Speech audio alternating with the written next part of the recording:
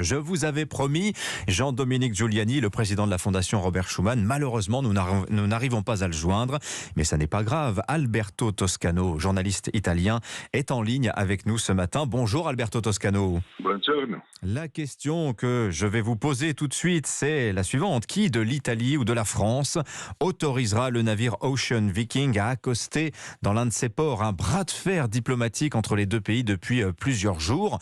Rappelons, Alberto, qu'à bord de l'Ocean Viking, navire humanitaire, se trouvent 234 migrants qui patientent, à qui l'on demande de patienter dans les eaux internationales au large de la Corse, le temps de trouver une solution. Alors évidemment, Alberto Toscano, cette affaire nous en rappelle une autre, 2018, celle de l'Aquarius, et l'on se souvient qu'à l'époque, la France avait par 2 fois refusé d'accueillir l'Aquarius. Qu'est-ce qui fait? Quelle est la différence avec la situation actuelle autour de l'Ocean Viking, Alberto Toscano? La différence, c'est un contexte politique et le fait qu'à l'époque, la relation franco-italienne était plus tendue que celle qu'aujourd'hui. À part la question des migrants, elle était tendue sur d'autres sujets de politique et d'économie. À l'époque, c'était le gouvernement Conte I en Italie, composé par la Ligue et le mouvement 5 étoiles. Aujourd'hui, l'Europe a besoin de dialogue et France et Italie ont d'autres raisons de convergence et de compromis. Même après qu'en Italie, Giorgia Meloni est devenu président du Conseil. Et donc, cette question des migrants est une ligne flottante dans un contexte où, même si la situation n'était pas facile, Giorgia Meloni et Emmanuel Macron recherchaient un accord sur le sujet européen. Oui. Alors Alberto Toscano, il y a des choses qu'on ne change pas, notamment la géographie. L'Italie se trouvera toujours en première ligne pour ces navires, pour tous ces migrants qui tentent de franchir la Méditerranée pour rejoindre l'Europe. Il se trouve qu'il y a quelques années, il n'y a pas si longtemps que ça, fin 2019, Emmanuel Macron et à l'époque Giuseppe Conte, Premier ministre, s'étaient mis d'accord sur un mécanisme automatique de répartition des migrants. L'idée étant que tous ces migrants qui arrivent en Italie, eh bien automatiquement la France en prenne sa part, l'Allemagne en prenne sa part, l'Italie également.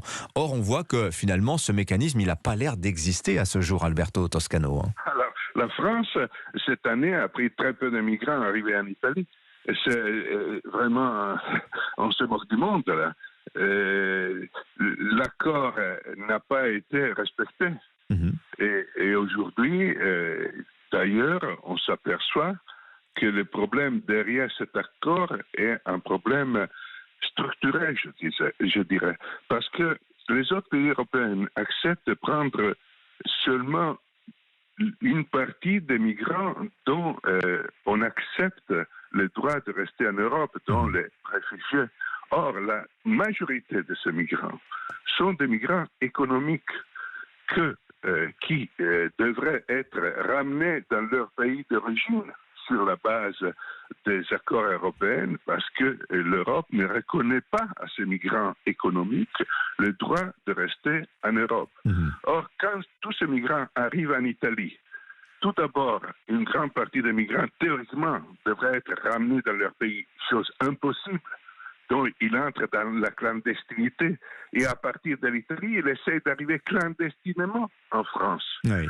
Et même pour les migrants auxquels reconnaît le droit de rester en Europe, la France et d'autres pays européens n'en prennent qu'une partie minime. Alberto, et ils ne respectent pas vraiment même les accords qu'ils ont acceptés. Alberto Toscano, alors on a entendu les mots assez fermes du gouvernement français appelant l'Italie à respecter ses engagements européens.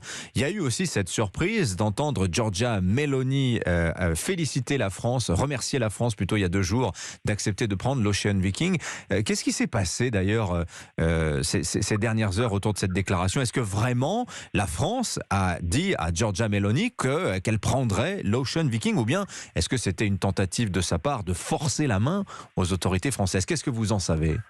C'est la démonstration évidente qu'il y a une confusion totale au sujet des questions de l'Ocean Viking et que la relation franco-italienne aujourd'hui est dans un moment de confusion totale et que si on n'essaye pas de mettre de l'ordre avec beaucoup de bonne volonté de deux côtés, on entrera dans une spirale de polémiques qui pourrait nuire aux deux pays et aussi à l'Europe. Giorgia Meloni a probablement essayé de mettre la France en difficulté par cette déclaration.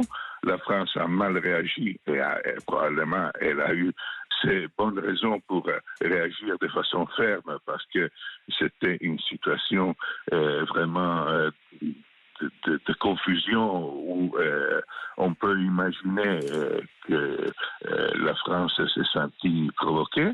Et aujourd'hui, il faut sortir avec beaucoup de bon sens de ce pétrin et de cet état de confusion franco-italienne. L'appel à l'entente cordiale de part et d'autre des Alpes d'Alberto Toscano, qui était notre invité. Merci beaucoup à vous, Alberto. Je vous souhaite une bonne journée. Je rappelle que vous êtes journaliste indépendant. Alors, il y a aussi une dimension supplémentaire à cette affaire de l'Ocean Viking. C'est l'affaire Grégoire de Fournas qui avait lieu la semaine dernière à l'Assemblée nationale. Quel est le rapport? On verra ça avec tout à l'heure Alexis Brézet, notre éditorialiste politique, à 7h50. Pour l'heure, il est 7h26. Dans un instant, on va prendre des nouvelles de la météo et le journal de 7h30 arrive. À tout de suite.